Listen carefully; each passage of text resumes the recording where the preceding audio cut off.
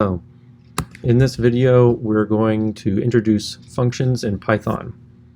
How to make new functions, how to use them, what is the point, and trying to figure out how does it all work. We'll keep some notes in this text file.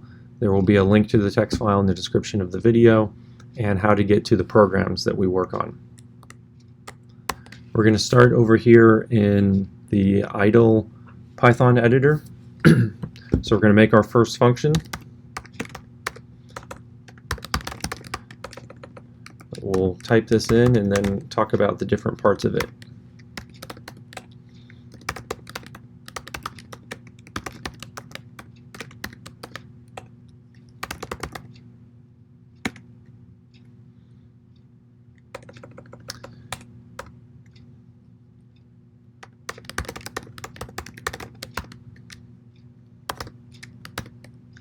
Okay, so here we go. At this point, you could maybe pause and what do you think is going to happen when I run this? Okay, so we ran it, and over here we have hello world 10. Now let's talk about the different things that are happening here. At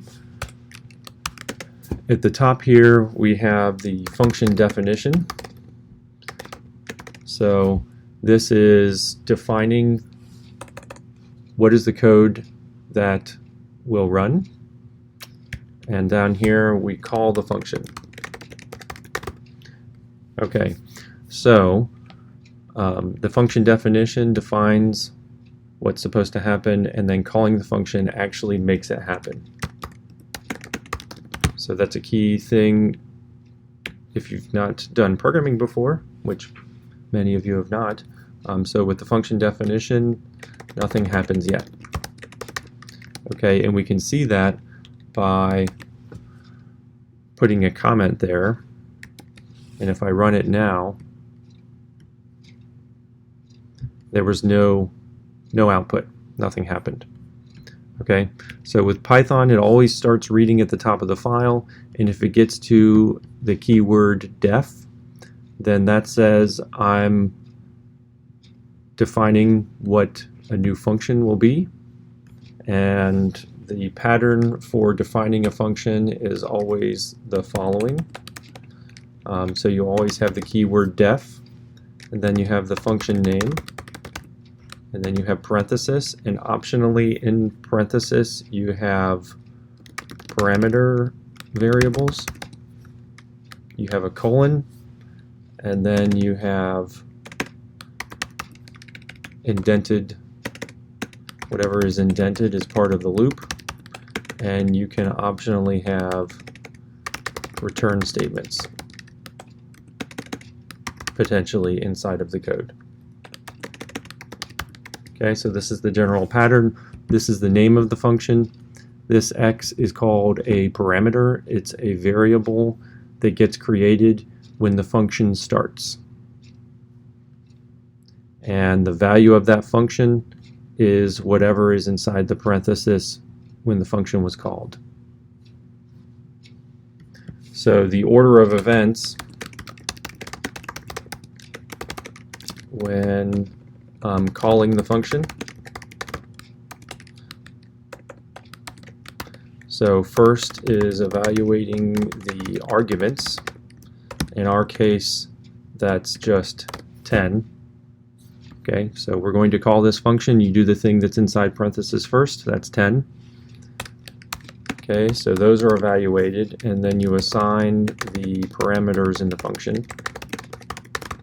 So in our case, that means there's going to be x equals 10.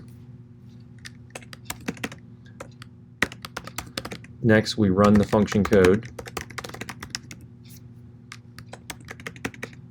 In our case, that is print hello world x. And then inside of the function code, we'll put 3a if return statements, then done. And at some point in time, the function is done. Continue after the function call.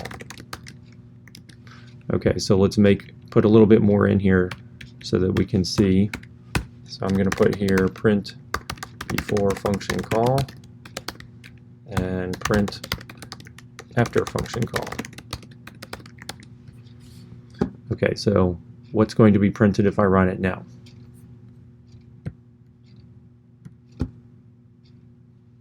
So I start from the top, I define a new function, but it doesn't run. Then I keep going, I have a print statement, go ahead and do the print. I do my function call in this order, and then when it gets to the end of the function, there's just one line there. It will come back and run over here. Okay, I'm going to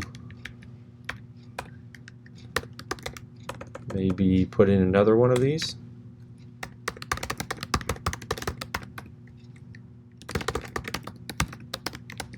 Okay, so now everything will happen that happened before, but I'm also going to run the function a second time.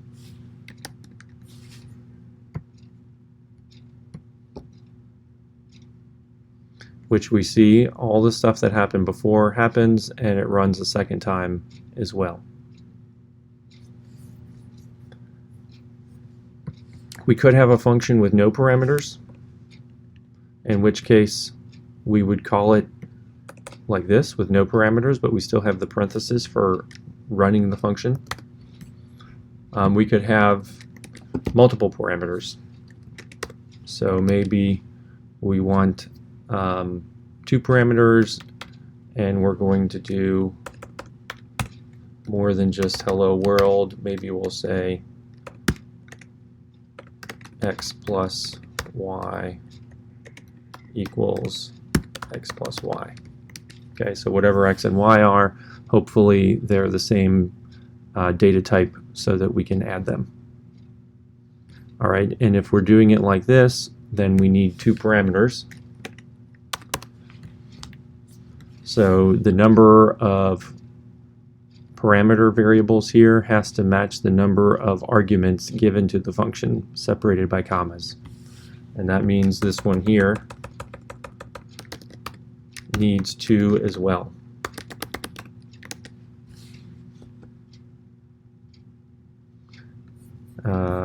So what do we think is going to happen with this one?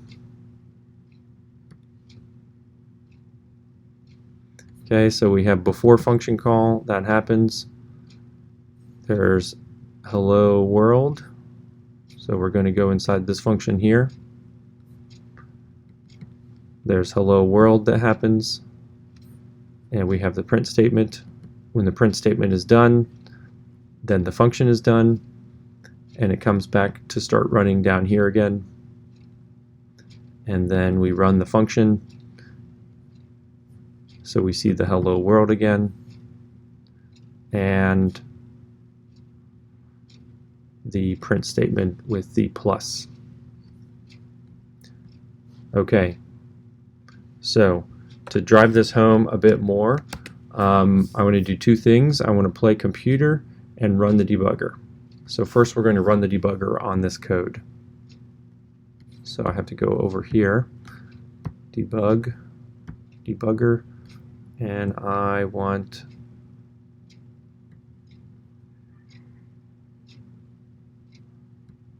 to select all of these and see what we get. Okay, so when I run the code, it's going to stop before it does anything. Let's go over here and run. Okay, and it's highlighted on the first line. It restarted, there's nothing printed yet, and these are all sort of built-in variables. All right, if I step over this line, I'm not going to see anything printed because all it's going to do is say, yes, this is a function. All right, so Python read the function. Now there is a function that's listed here on my list of variables and functions, and you can see here there's the name of the function, and it's just showing that it's a function. Okay, so now if I go over this line,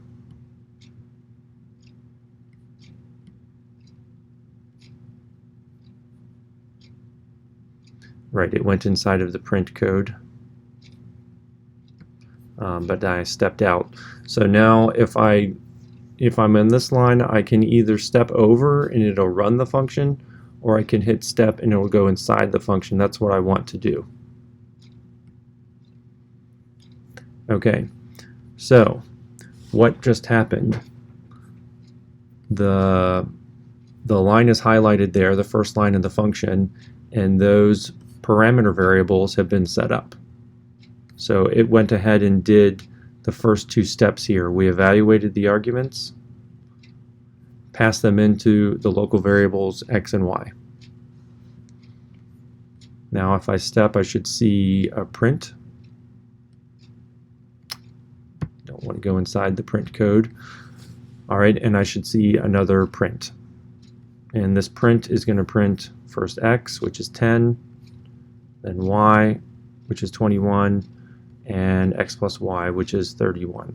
I'm going to step over that because I don't need to go inside the print function. And when I stepped over that, that was the end of the function. There's no more indented code here. The next thing is not indented. So we go back to where we left off. We just finished this line.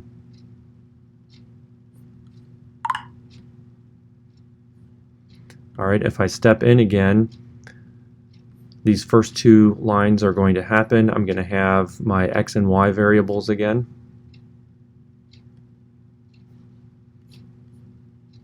So these are the arguments. The apple gets copied into the x variable, the banana gets copied into the y variable, and those are there. So the code inside this function can use the x and the y variables. I'm going to step over the print, hello world, and step over the print again, and it's going to go to the next thing after. Because I'm done with the function, I'll come back to here in the code, and the program's done. It finished.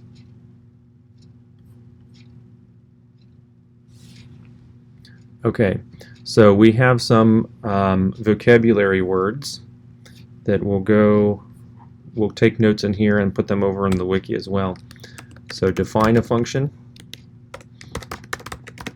So this this defines the function, and in particular, it does not run. So we use the word define for that. Call a function. The function runs. Okay, so that's a vocabulary word, call. Parameter is a variable in the function definition line. Okay, so that's x and y are parameters to the function. They're variables that get created when the function runs. An argument is the values passed in to the parameters when a function is called. Okay, and this is, I'm putting just slashes here to note the vocabulary words.